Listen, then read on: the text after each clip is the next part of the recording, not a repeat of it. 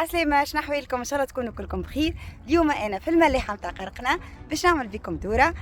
تابعوني وان شاء الله تعجبكم. الادغيس هذه ادغيس في قرقنة بالتحديد في العباسيه.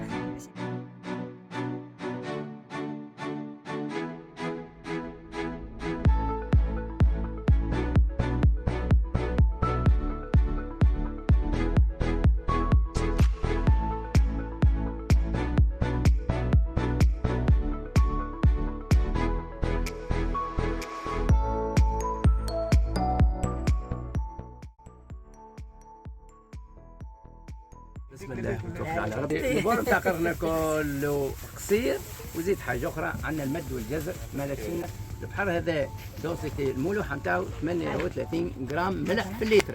دخلناه كل يوم ننتج 1 ملم ملح في النهار، في العشاء سنتي في الشهر 3، وتحصلنا في الاخر على الشنطيون هذه في عام. هذه على سرفاس تقريبا 20 هكتار. شيحنا البصه هذه ودخلنا الريكورتا وبدينا نقلب. قلعنا الملح بعدين هروشناه وبعدين غسلناه. وقت اللي غسلناه هذا يمشي اندستريال، معناتها فما معاه صابون وجلود وتبش وكل شيء. بعدين بعد ما غسلناه هذا رحيناه هذا الباستي. عملناه دي باستي علاش؟ خاطر الملح بطبيعته الكومبوزيسيون نتاعو فيه الكلور. مال الملح فيه بوتاسيوم صوديوم كالسيوم مغنيسيوم واخيرا كلور. والكلور الواش بور ايفيتي لي كالكير دي بيسين ادوسيسور دو وغسالات المعون. فاهمين؟ خرج من هناك هذا الملح بريد كما هو باش نغربلوه، يعطينا الجران الخشينه والكويزين والفان. مالا هذا غربلناه وعطانا هذا الجران خشين الواش. هذا عملناه احنا، عملناه ريلاكس للبدن.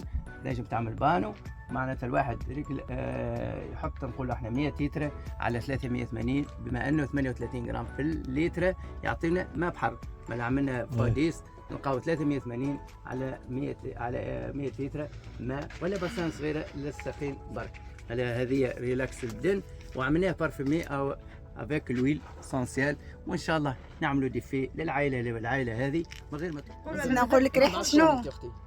مع العائله هذه وحدي. يعني الجو بالساعه طايح علينا براسي وحدك. مرحبا.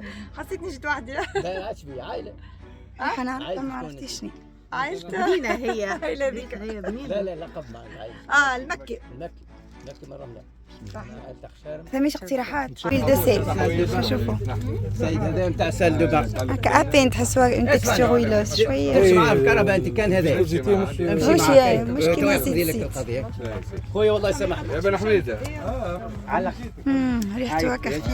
هذه الغوز دو سيل.